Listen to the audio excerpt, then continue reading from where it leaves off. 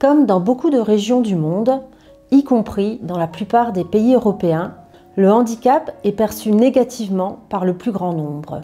Malgré une déclaration universelle des droits de l'homme promouvant l'acceptation de l'être humain dans toute sa différence, les réticences à l'inclusion restent nombreuses, que ce soit au niveau de l'accès à l'éducation, à la santé, à la culture, à la sécurité, à l'emploi.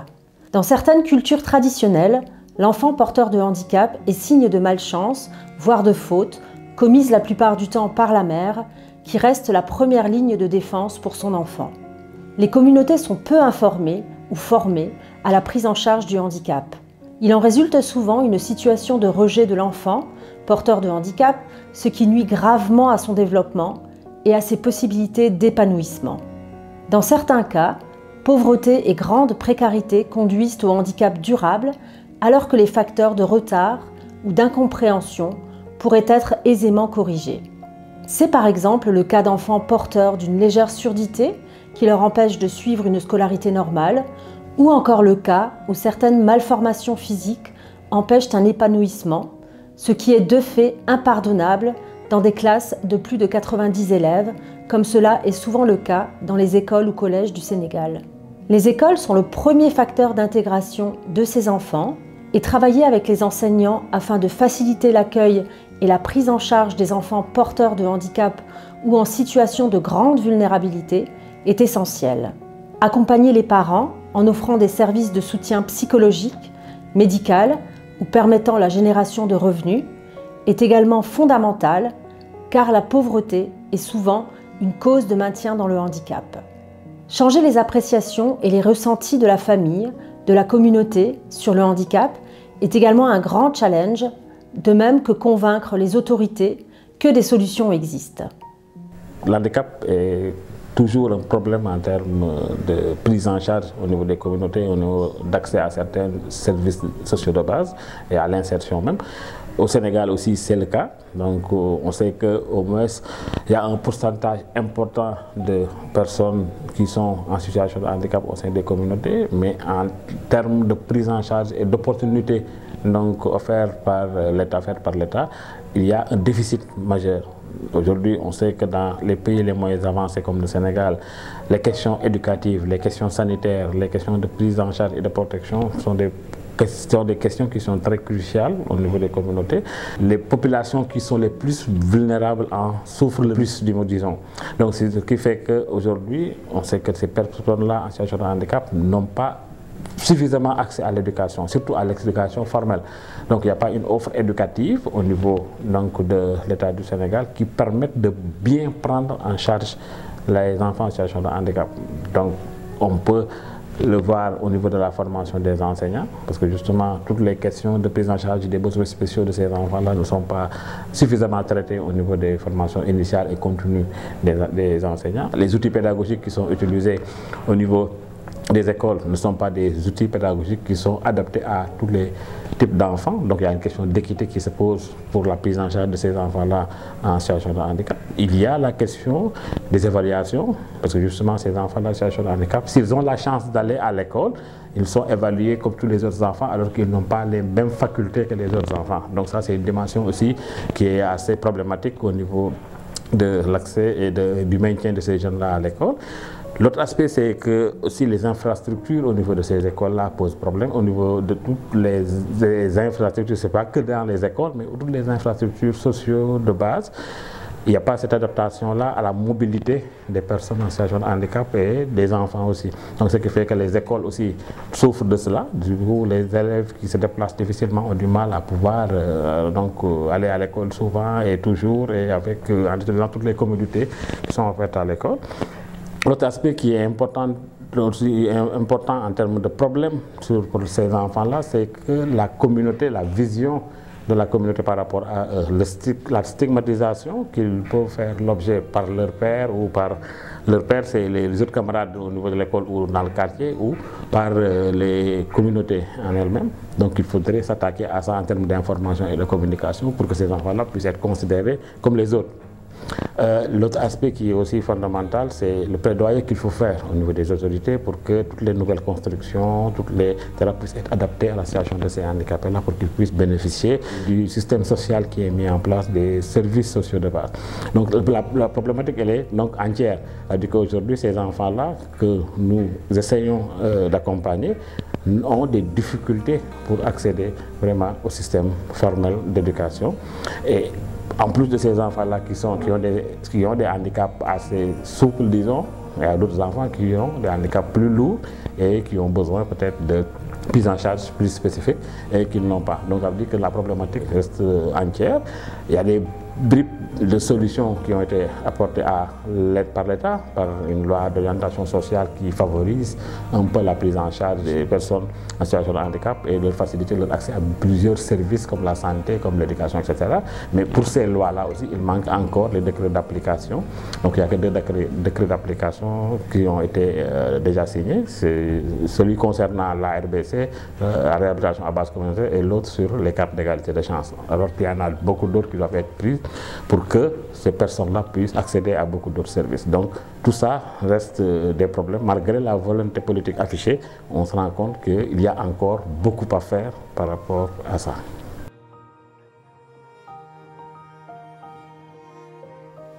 PADAM et JED ont décidé de mettre en œuvre un projet qui vient en aide directement à 200 enfants porteurs de handicap et à leurs familles dans la région de Mboro.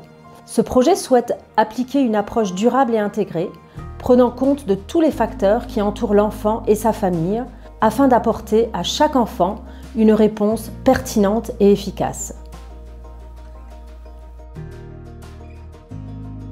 Dans ce cadre du projet ECLA, l'objectif général a été en tout cas d'apporter notre contribution en ce qui concerne l'éducation inclusive. Et de manière spécifique, c'était de favoriser un système inclusif de qualité, mais en impliquant l'ensemble des parties prenantes, c'est-à-dire la communauté, le corps éducatif et les parents de ces enfants en situation de handicap. D'améliorer leurs conditions d'études et d'existence au niveau de la communauté. Donc c'est un peu ça que nous cherchons, c'est d'accompagner tous ces enfants-là qui sont en situation de handicap, qui sont dans les maisons, à pouvoir accéder à l'éducation, à être accompagnés, à avoir une meilleure santé, à pouvoir aujourd'hui être comme les autres, comme le dit le projet, en étant avec les autres enfants, en travaillant avec les autres enfants dans le cadre du service public de l'État. Donc c'est un peu ça d'abord, et dans le cadre des offres éducatives qui existent. Donc c'est un peu ça l'objectif de ce projet. Dans ce projet, il y a eu 4 résultats attendus.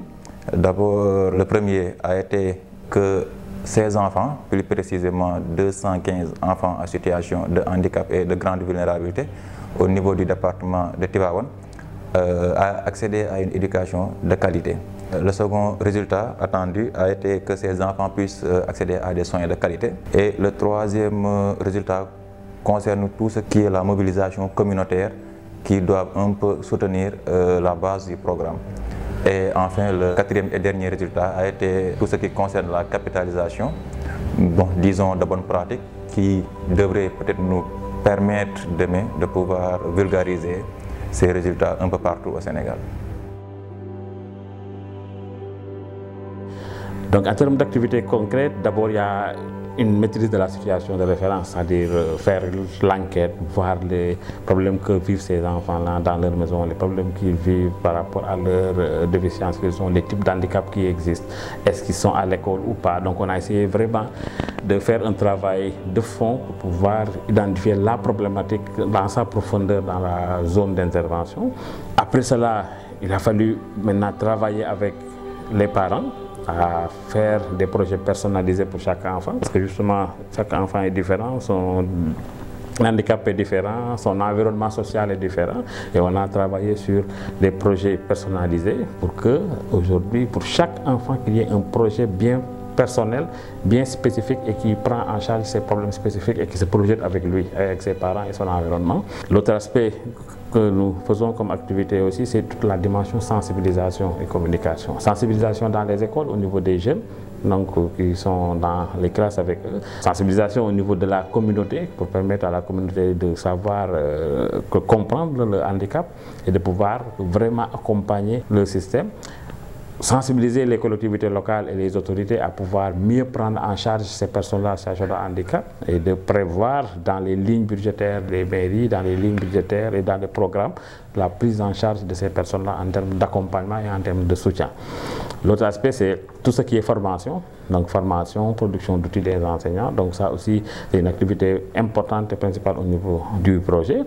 L'autre activité majeure, c'est les groupes de parole, comment faire de sorte que les parents puissent discuter entre eux des problèmes que rencontrent leurs enfants, ou des problèmes qu'ils rencontrent eux-mêmes avec les enfants, parce que justement la question de l'handicap pose des problèmes sociaux parfois parce qu'il y a une mauvaise interprétation des causes, il y a une mauvaise interprétation de la situation de l'enfant et qui se déteint sur le parent. Du coup, le parent est un peu timoré par rapport à la question parce que justement pensant qu'il a une responsabilité ou ayant honte même de pouvoir montrer son enfant. Donc ce qui fait qu'il faut leur parler, il faut qu'ils se parlent entre eux, il faut qu'ils comprennent un peu mieux et il faut qu'ils s'impliquent dans la protection de cet enfant-là et dans son soutien pour qu'il soit autonome dans la maison, qu'il soit responsabilisé comme les autres enfants, qu'on lui parle comme les autres enfants et pour que son avenir aussi soit assuré comme les autres enfants.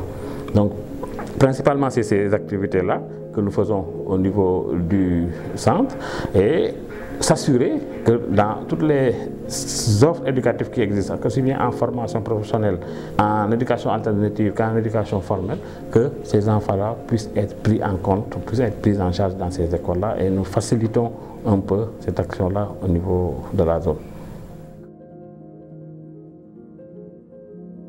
Aujourd'hui, on en est à plus de 200, 220, mais on a ciblé 200 enfants pour pouvoir les recueillir, les préparer, les mettre à l'école, les accompagner sur le plan sanitaire, les accompagner sur le plan éducatif, les accompagner au niveau communautaire. C'est déjà une action que nous faisons.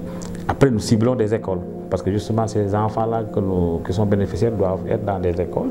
Donc nous avons ciblé des écoles, ceux qui étaient au départ au nombre de 10, qui se sont retrouvés à 38, après 2 ans de mise en œuvre, parce que justement le besoin était plus grand même que ce qu'on estimait et l'engagement pour ce projet-là a été très fort par rapport à l'académie, par rapport à l'éducation et de la formation, ce qui a fait que le nombre d'écoles a même doublé. Les autres indicateurs que nous avons, c'est que les parents des enfants, donc les parents des enfants doivent être formés donc en entrepreneuriat et financé, donc c'est des cibles. On a 200 enfants, donc nous ciblons 200 parents qui vont être formés, encadrés dans le cadre du projet, bénéficiaires des classes d'alphabétisation et des financements donc, dans le cadre du projet. Il y a aussi les cibles de la sensibilisation, la population de Boro qui est ciblée, donc, et de la commune de Taïba Ndiaye, de la commune de Darou Khoudoss, de la commune de Tivaouane, par l'intermédiaire des radios communautaires avec lesquelles nous communiquons, mais par l'intermédiaire des mobilisations et sensibilisations que nous faisons donc, et des forats communautaires que nous organisons dans le cadre du projet.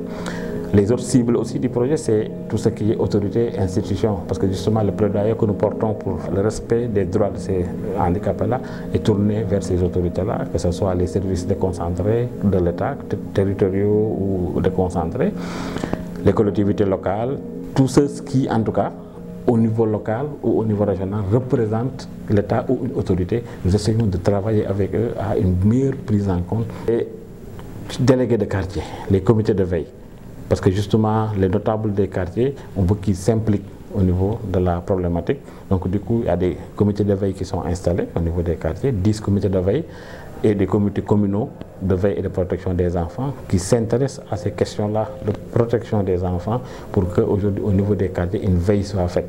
Pour que partout où il y a un enfant en situation de handicap, qu'on puisse le signaler, le recueillir et l'intégrer dans le système éducatif, qu'il n'y ait pas de maltraitance, qu'il n'y ait pas de non prise en compte d'un enfant au niveau des quartiers. Donc ça, c'est les indicateurs principaux de ce projet. Aujourd'hui, ces enfants, en fait, ils ont en tout cas une autre vie. Parce qu'aujourd'hui, il y a l'interaction avec leurs pères, il y a avec les amis, il y a l'entraide au niveau de ces écoles. Parce que ces enfants ne vivaient pas cela, ils étaient plus ou moins exclus ou bien en tout cas fermés chez eux. Et le projet a réussi à les sortir, à les mettre en société et à changer plus ou moins le regard de la communauté. Et aujourd'hui, au niveau des écoles, il y a cette entraide, cette solidarité entre les enfants eux-mêmes, et cela même a facilité le maintien de ces enfants. Le corps éducatif, en tout cas, a une autre vision, un autre regard, parce qu'on leur a démontré que c'est possible, que ces enfants puissent non seulement accéder à l'école, mais rester et apprendre. Les parents également sont aussi de cet avis, parce que sur le terrain même, nous ne rencontrons pas en tout cas un parent qui ne nous témoigne pas sa satisfaction par rapport à l'intervention au niveau de la famille et au niveau de l'enfant. Et aujourd'hui, le plus important pour nous également, c'est l'épanouissement même de ces enfants. Aujourd'hui, vraiment, ces enfants s'épanouissent au niveau de ces écoles. Et tout au début, ce n'était pas facile, parce que même pour rester à l'école, au début, c'était vraiment dur. Il fallait courir derrière eux, etc., parce qu'ils ne le connaissaient pas. Mais aujourd'hui, alhamdoulilah, il y a vraiment satisfaction par rapport au changement et au niveau de ces enfants. Une des forces de ce projet, c'est qu'il s'est appuyé déjà sur un besoin qui est réel. Un besoin qui est réel parce que justement un projet répond à un besoin. Là, le besoin il était réel, il a été bien identifié, il a été bien cerné. Donc, et ça fait que justement il y a une adhésion populaire de ce projet-là. L'autre aspect, c'est cette adhésion-là dont je parlais et cet ancrage communautaire-là. Parce que quand on va travailler sur ces problématiques complexes, il est important de travailler avec les communautés, d'impliquer les groupements, d'impliquer les organisations locales, d'impliquer les OCV, les organisations communautaires de base, et d'enrôler en tout cas tous les acteurs locaux dans la problématique. Donc ça aussi, ça va faire partie des forces du projet.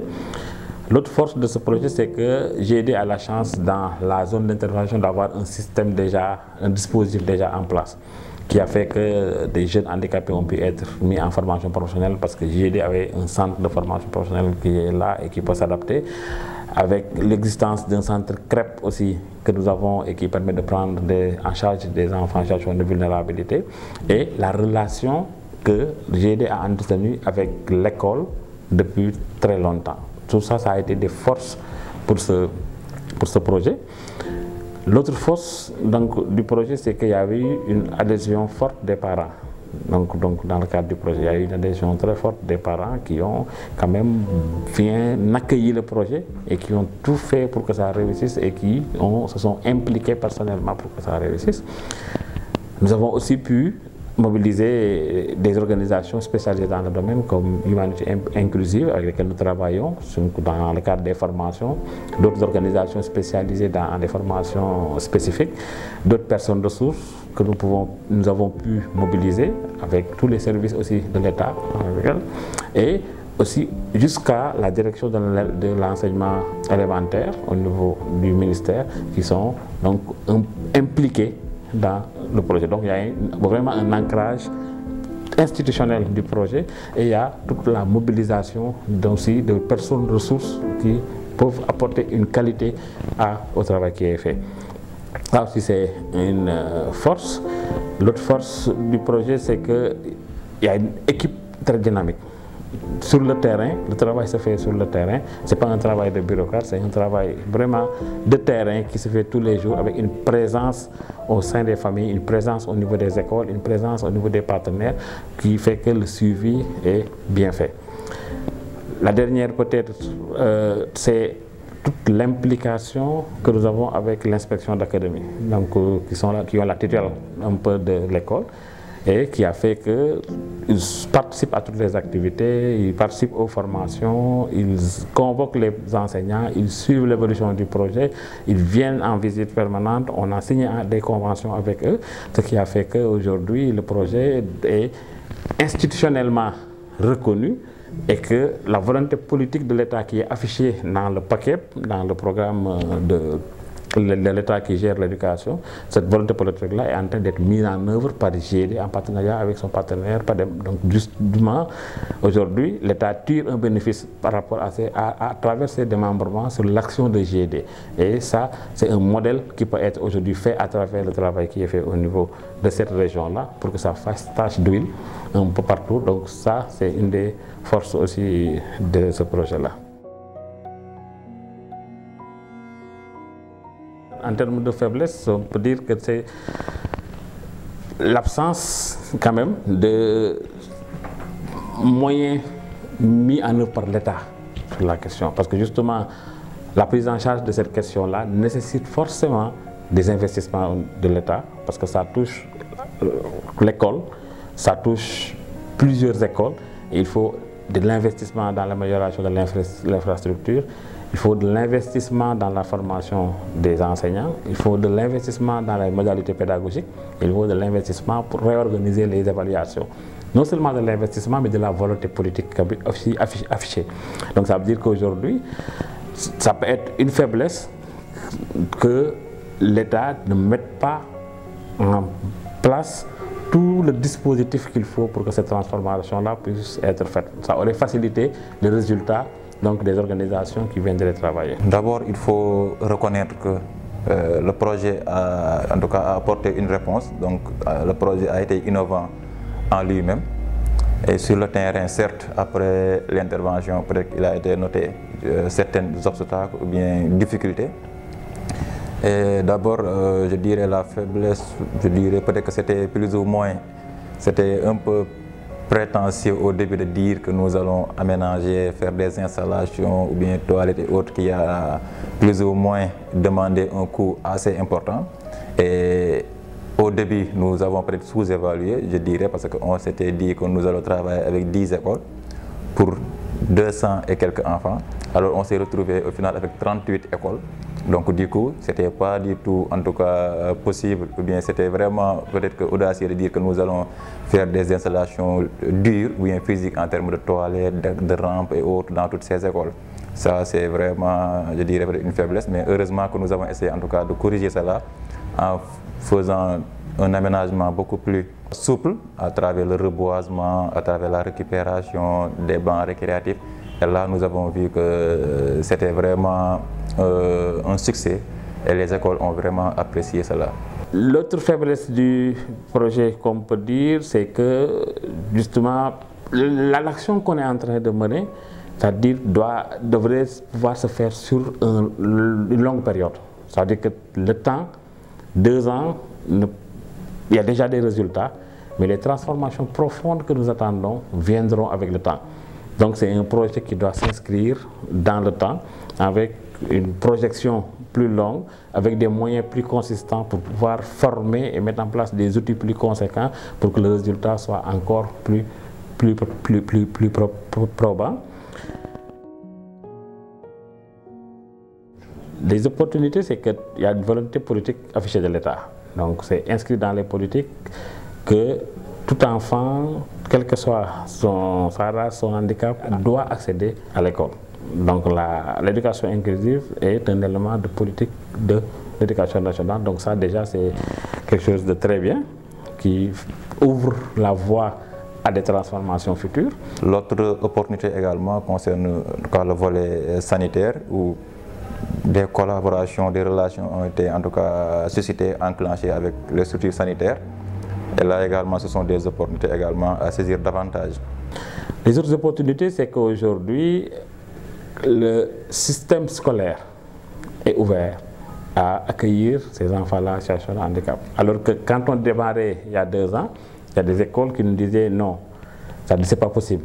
C'est pas possible de prendre ces enfants-là avec des effectifs pléthoriques que nous avons et tout ça, ça va être difficile, ça va pas continuer. Autant que vous créez une classe spécifique au CREP pour les accueillir là-bas. Ceux-là, aujourd'hui, ils ont une autre lecture de la situation. Donc ça veut dire qu'il y a une appropriation, une ouverture et un ancrage au niveau communautaire qui fait qu'aujourd'hui, voilà, c'est possible. Et d'ailleurs, ça, c'est une opportunité parce que l'environnement, aujourd'hui, s'y prête. Les autres opportunités également, je dirais, c'est un peu la conscientisation des communautés, des parents, Donc c'est un processus, mais je dirais également que c'est en tout cas des choses que le projet en tout cas peut davantage en tout cas saisir et construire vraiment, asseoir un peu son intervention.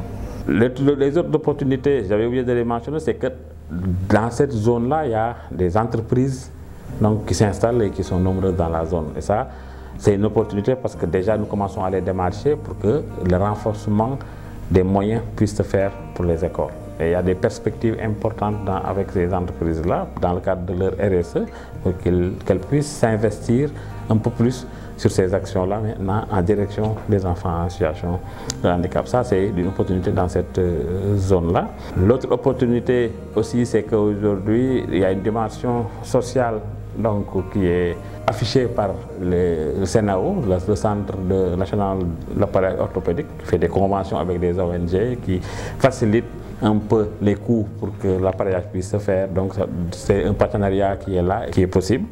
Donc les autres experts comme Humanity Inclusive, comme d'autres organisations qui sont experts dans le domaine aussi aujourd'hui, donc c'est des organisations où le cadre est établi pour une collaboration et une avancée dans le domaine. Donc voilà quelques opportunités que je pense peuvent favoriser en tout cas la mise en œuvre d'un tel projet.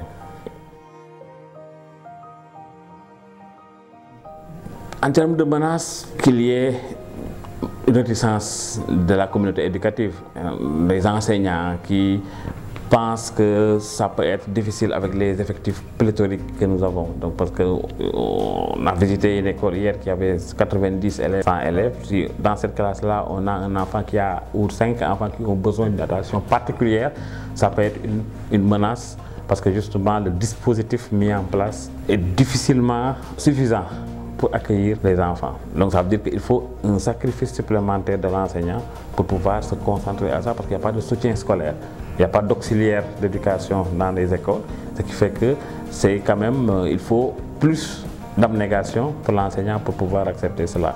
Donc ça peut être une menace qu'il n'y ait pas de mesures d'accompagnement pour ces enseignants-là qui s'investissent. Il n'y a pas d'outils supplémentaires pour ces enseignants-là et ils peuvent se lasser à un moment donné en disant ça c'est trop difficile, on n'est pas accompagné, on n'a pas tous les outils qu'il faut, on n'est pas motivé par ça et ça peut être en tout cas une menace par rapport à ça. Nous, la première bonne pratique que nous mettons en exergue souvent, c'est l'ancrage communautaire. Ça, c'est le premier levier qui fait la réussite des projets que nous menons, parce que justement les communautés sont impliquées en amont, pendant et en aval dans la mise en place des projets, parce que justement nous visons une transformation sociale. Et nous voulons que ce soit porté par les communautés à la base et que ce soit pérennisé par eux-mêmes, parce qu'eux-mêmes peuvent porter l'action plus tard quand nous ne serons plus là ou le financement ne sera plus là. Donc ça, c'est vraiment la chose la plus importante que nous avons. L'autre bonne pratique qui est importante dans ce cadre de ce projet, c'est l'implication des acteurs de l'éducation. Aujourd'hui, si nous avons arrivé à de tels résultats, c'est parce que nous avons en tout cas eu de bonnes pratiques, nous l'avons en tout cas testé, nous l'avons développé et cela a porté ses fruits. Donc le projet vise l'éducation inclusive, vise l'accès des enfants à l'école. Donc nous avons en tout cas utilisé une stratégie d'enrôlement du corps éducatif et que ça a été un processus qui a pris départ au niveau de l'inspection de l'éducation, au niveau des directeurs d'école, au niveau des enseignants et qui nous a aujourd'hui permis d'être invités même au niveau du ministère de l'Éducation nationale et de partager en tout cas ce que nous avons fait au niveau du département de Tivaouane.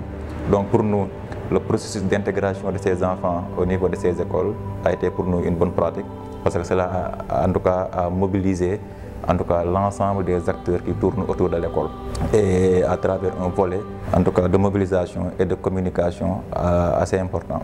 Que ce soit l'inspection, que ce soit le CODEC, la coordination des directeurs, que ce soit les APE, que ce soit toute cette communauté éducative-là, c'est leur implication et leur appropriation de ce projet-là, c'est quand même une bonne pratique qui peut faire réussir. Parce qu'à chaque fois, il y a des projets qui viennent, mais qui ne trouvent pas cette approbation-là et cette implication-là, bénévole surtout. Parce que parfois, dans le système, on trouve toujours des projets qui vont rémunérer ou qui vont motiver financièrement des acteurs pour pouvoir faire le travail de ces projets. Mais là, dans ce cadre de ce projet, vraiment, les acteurs se sont impliqués bénévolement, se sont imprégnés bénévolement et portent l'action au niveau de leur classe et de leur école de façon bénévole. Donc ça, quand même, c'est une bonne pratique. L'autre chose, c'est la dimension communautaire. Et cela, en tout cas, n'est pas à occulter dans un projet de cette nature. Nous parlons certes de l'éducation ou bien de l'accès à ces enfants à l'école, mais aujourd'hui, pour réussir un peu cette identification, pour réussir ce maintien au niveau de ces écoles, la communauté, en tout cas, joue un rôle plus ou moins important dans ce processus. Et nous avons réussi cela parce que nous avons pu bénéficier de l'apport au niveau de ces communautés qui a été très considérable en termes de mobilisation, en termes d'information, en termes de veille, en termes d'alerte, en termes d'orientation, donc qui a beaucoup même facilité l'atteinte de certains résultats. L'autre bonne pratique que nous trouvons dans ce projet-là, c'est le fait d'impliquer les parents. Le fait d'impliquer les parents, le fait de travailler avec les parents et le fait de faire de l'enfant le centre de l'action avec son projet personnalisé et que mobiliser toutes les forces autour de l'enfant pour que cet enfant-là puisse émerger et se développer. Que ce soit le parent, que ce soit la communauté, que ce soit l'institution, que ce soit l'école, tous ces acteurs-là autour de l'enfant et dans son environnement sont mobilisés pour que cet enfant-là puisse accéder à l'école, puisse grandir à l'école, puisse s'intégrer socialement et puisse devenir quelqu'un de bien. C'est qu'il faut être très pointu sur le suivi des enfants pour ne pas qu'il y ait un relâchement au niveau des parents. Parce que justement, ça demande des moyens d'être à l'école. Donc c'est des fournitures, c'est beaucoup d'autres dépenses qui s'y rajoutent un peu pour le portefeuille de la famille. Donc il faut pouvoir suivre et accompagner ce processus-là pour ne pas que les 220 qui sont aujourd'hui à l'école, qu'on se retrouve dans 2-3 ans avec moins 100 qui ont abandonné ou 50 qui ont abandonné. Donc ça, c'est un point de vigilance par rapport au suivi, aussi bien dans la famille et que dans l'école. Durant l'exécution, en tout cas de cette expérience, en tout cas, nous avons noté des choses importantes à plus ou moins surveiller ou bien à prendre en considération. D'abord, c'est l'accompagnement des enseignants ou bien du corps éducatif. Pour nous, c'est primordial parce que c'est eux qui ont la charge, en tout cas, d'accompagner ces enfants en termes d'éducation. Et il faut les préparer, il faut les permettre, en tout cas, d'avoir accès à certains types d'informations ou bien de documents pour permettre d'évaluer, pour permettre à ces enfants de s'épanouir au niveau de ces écoles. L'autre point de vigilance qu'on peut signaler, c'est raffermir les liens avec l'école, avec l'institution, avec l'enseignant, avec les inspecteurs, pour que ce filon-là de travail, le partenariat qui a été établi, puisse être un partenariat qui continue et qui perdure. Donc ça, pour moi, c'est des points de vigilance qu'il faut... Voilà. L'autre chose, c'est le volet sanitaire. Ces enfants sont très vulnérables et que cela demande vraiment, en tout cas, des interventions, parce qu'il faudrait des relations, il faudrait des collaborations, il faudrait des partenariats avec les structures sanitaires pour vraiment permettre à ces enfants de pouvoir accéder à des soins de qualité. Dans le cadre de ce projet, je ne changerai pas grand-chose. Peut-être j'aurais étendu le projet. J'aurais étendu le projet à plus de bénéficiaires. J'aurais touché plus de communes et plus d'enfants encore. J'aurais peut-être aussi essayé de toucher aux enfants qui ont des handicaps assez lourds pour avoir une offre pour ces enfants-là parce qu'aujourd'hui, ils en ont le plus besoin, mais ils n'ont pas de réponse particulière dans le cadre de ce projet. Donc le fait que le projet les ait restés un peu en rade dans la conception, cela pourrait être revu une prochaine fois ou avec notre partenaire parce que le besoin il est là. Donc ça, c'est des aspects qu'on aurait pu réécrire autrement ou aborder autrement. Je dirais le volet plaidoyer. Donc le volet plaidoyer, en tout cas, doit occuper une place centrale au niveau du projet ou bien des projets de ce genre. Parce qu'également, cela demande des moyens supplémentaires de l'État, d'autres partenaires, des entreprises au niveau des zones d'intervention et autres. Et le volet plaidoyer, en tout cas, doit être, je ne sais pas, un résultat particulier ou bien un paquet d'activités particuliers au niveau, en tout cas, d'un projet de ce genre. Parce qu'également, il va de soi la pérennité, la durabilité, la mobilisation de ressources supplémentaires, parce que les collectivités locales doivent être impliquées, et pour cela il faudrait de l'enrôlement, il faudrait de l'information, il faudrait des formations, etc. etc. Donc il y a l'IF, il y a les acteurs au niveau de la santé, en tout cas il y a pas mal d'acteurs qui doivent être mobilisés, en tout cas durant tout un processus, en tout cas d'un projet de promotion de l'éducation inclusive. Nous, dans notre vision, et pourquoi nous envisageons de faire dans le plaidoyer très fort, parce que nous disons qu'aujourd'hui, cette dimension-là, cette problématique-là ne peut être pérennisée que par l'État, dans la dimension que nous voulons. Parce que pour que chaque enfant en situation de handicap puisse accéder à l'école ou à une structure éducative, il faut que l'État puisse s'investir dans ça. Il faut que la volonté politique de l'État puisse être plus affirmée. Il faut que dans les politiques opérationnelles, que ce soit visible, que dans la formation des enseignants, aussi bien initiale que continue, dans les constructions scolaires, dans les infrastructures à mettre en place, dans les offres éducatives, dans les évaluations, dans beaucoup de choses qui relèvent de décrets, de lois, d'organisations. C'est-à-dire ça relève de l'État, donc il faudrait quand même, pour une durabilité des actions qui sont menées, que l'État s'implique un peu plus. Donc ça c'est une chose.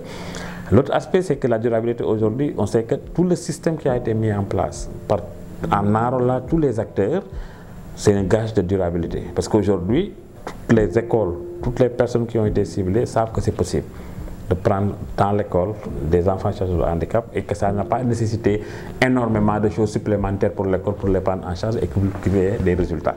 Donc ça veut dire qu'aujourd'hui, même si le projet n'est plus là, un parent qui a un enfant en situation de handicap qui arrive à l'âge d'aller à l'école est à l'aise de l'amener à l'école parce qu'il sait qu'on ne va pas le rejeter.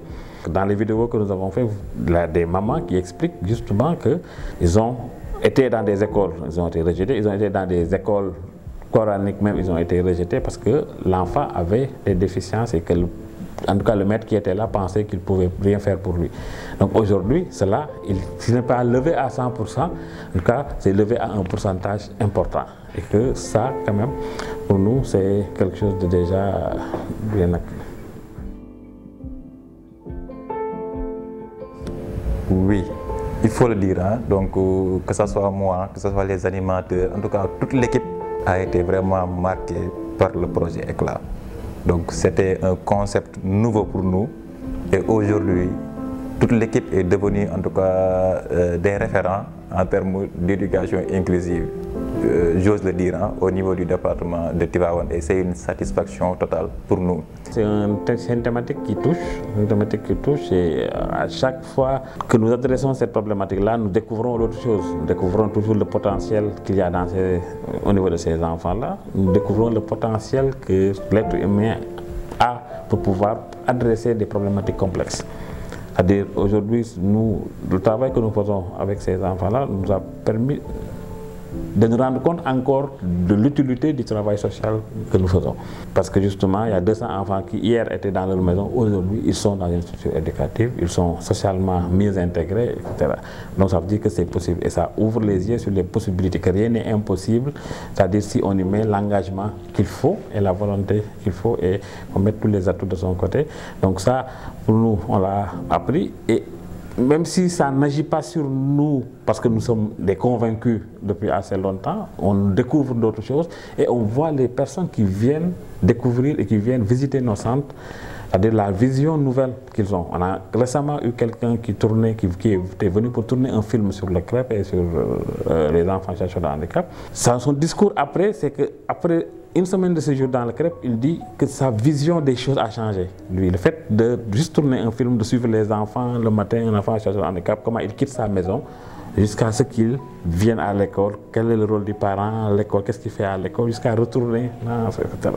Et rien qu'à faire ce film-là pendant une semaine, lui-même déclare avoir changé.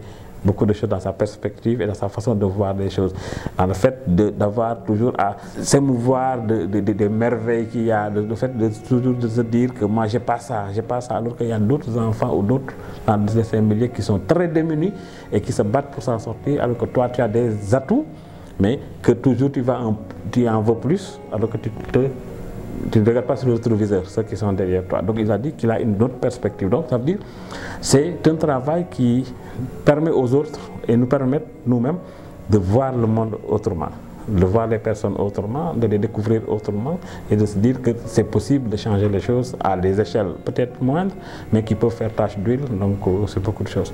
Ce que je dirais, c'est juste en tout cas je ne sais, bon, ce sont peut-être des mots de remerciement ou bien d'encouragement. D'abord pour le personnel d'abord à la base, que sont les animateurs, les chargés de programme, en tout cas chaque instant sont sur le terrain et parfois même quand tu vois même le volume d'horaire parfois même tu sens nettement l'engagement en tout cas de ces derniers qui sont en tout cas au bureau tôt le matin et parfois même tard la nuit pour un peu faire des visites à domicile chez les parents, bien pour faire des réunions, des groupes de parole, etc. Aussi, pour terminer, je dirais également des encouragements à l'endroit du partenaire également, PADEM. Pour nous, le projet, et GD également, pour nous, le projet a été une innovation.